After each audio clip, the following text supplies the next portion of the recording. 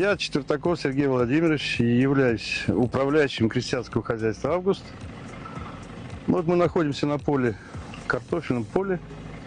Картофель у нас посажено 175 гектар, 12 гектар капусты, 12 моркови, 3 гектара свеклы. Ну, средняя урожайность где-то около 20 тонн с гектара картофель дает. Бүгінгі таңға майыл дақылдардың тең жартысына жуығын жинап орылып болды деп айтуға болады. Гектарынан 8,5 центнер өнімділікпен 55 мың тонна майыл тұқым жиналды. Сонымен қатар картоп, көкөніс дақылдарын жинау жұмыстарын жүргізуде. Біз қазіргі тұрған Август шаруа қожалығы өздеріңіз көргендей картоп жинау жұмыстарын, картоп қазу жұмыстарын жүргізуде. Енді осы шаруаларға көктемгі егіс жұмыстарына және сонымен қатар егін ору жұмыстарына мемлекеттен бірқатар қолдау түрлері көрсетіледі. Биылғы егін ору науқанына облысқа 12 мың тоннаға жуық арзандатылған дизель отыны бөлінді.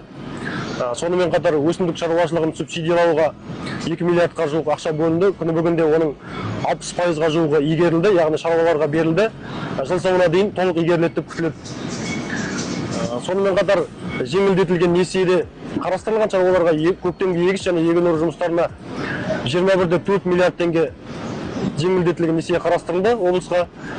Бүгінде шаруаларға 11 миллиардқа жуық несие берілді. Яғни осы көктемгі егістен бастап егін ору жұмыстарына дейін барлық маусымдық жұмыстарды уақытылы жүргізу үшін мемлекет тарапынан қолдау шаралары үздіксіз көрсетіліп келеді.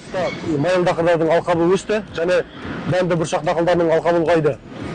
Майыл дақылдардың алқабы өткен жылмен салыстырғанда 35 мың гектарға артық құрады.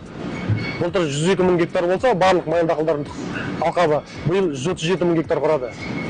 Осындай өсу тенденциясы байқалады. Дәнді дақылдардың егіс алқабы жылма-жыл тұрақты түрде сол 290 мың, 288 мың, 300 мыңның айналасында құрауда.